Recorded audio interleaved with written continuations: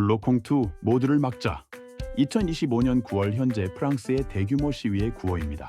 블로케 곧 막다, 봉쇄하다에서 온 표현으로 본래는 네덜란드어 덩어리, 장애물에서 유래하였습니다. 여기에 명령형 1인칭 복수형인 옹, 이부터 우리 함께 막자라는 뜻이 됩니다. 물론 뒤에 오는 투는 라틴어, 토투스, 곧 전체, 전부에서 비롯된 말로 모두 전부라는 의미를 담고 있습니다. 따라서 블로콘스토우트는 직역하면 모두를 막자이며 맥락적으로는 사회 전체를 멈추자라는 집단적 저항 구호로 사용됩니다. 이 운동은 프랑스의 새 총리 세바스티엥 르코르뉴 내각이 긴축 예산과 공공지출 삭감 정책을 추진하면서 촉발된 대규모 사회적 저항입니다. 물론 단순히 정부 정책에 반발하는 차원을 넘어 프랑스가 오랫동안 축적해온 역사적 기억과 복지국가 체제, 그리고 사회적 불평등 문제가 결합하여 나타난 집단 행동이라 할 수 있습니다. 게다가 르코르뉴 총리와 정부는 2026년 예산을 맞추기 위해 지출 삭감과 공공서비스 축소, 연금 개혁, 임금 억제 등을 포함하는 대대적 긴축 정책을 내놓았습니다. 물론 이것은 국가 채무율을 낮추고 국제 금융시장의 신뢰를 유지하기 위한 불가피한 조치라는 설명이 뒤따랐습니다. 그러나 시민들의 체감은 달랐습니다.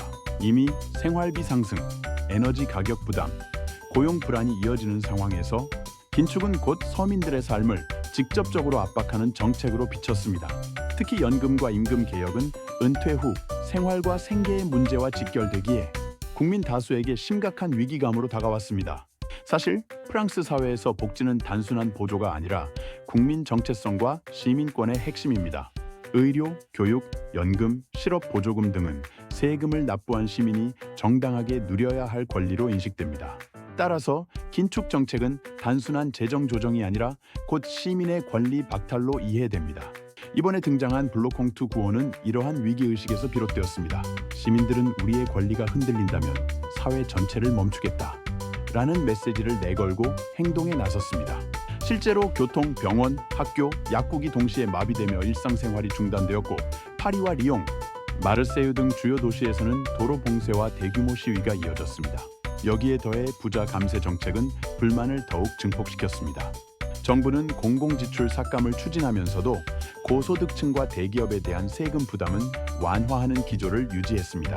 결국 서민과 노동자는 복지 축소로 희생을 강요받고 부자와 엘리트는 세금 혜택을 누린다 라는 불평등 구조로 비쳤습니다.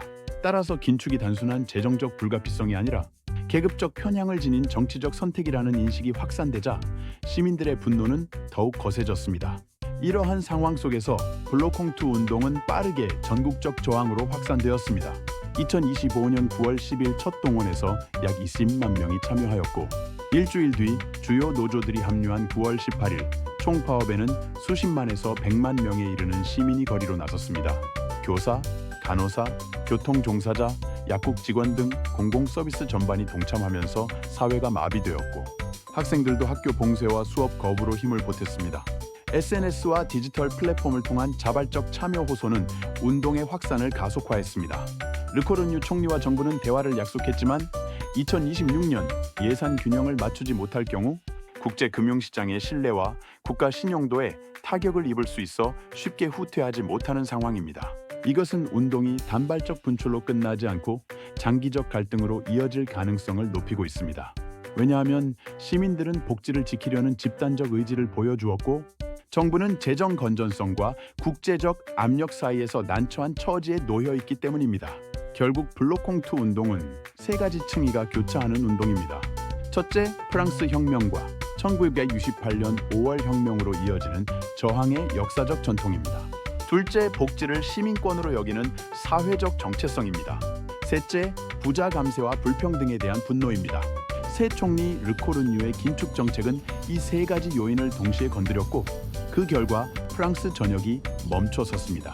이 운동은 단순히 예산을 둘러싼 갈등이 아니라 누가 희생해야 하는가라는 근본적 정치 윤리적 질문을 제기합니다. 프랑스 시민들의 대답은 분명합니다. 복지는 양보할 수 없는 권리이며 희생은 더 이상 서민과 노동자에게 전가되어서는 안 된다는 것입니다. 신나는 세상을 위한 프랑스 시민들을 응원합니다. 파이팅!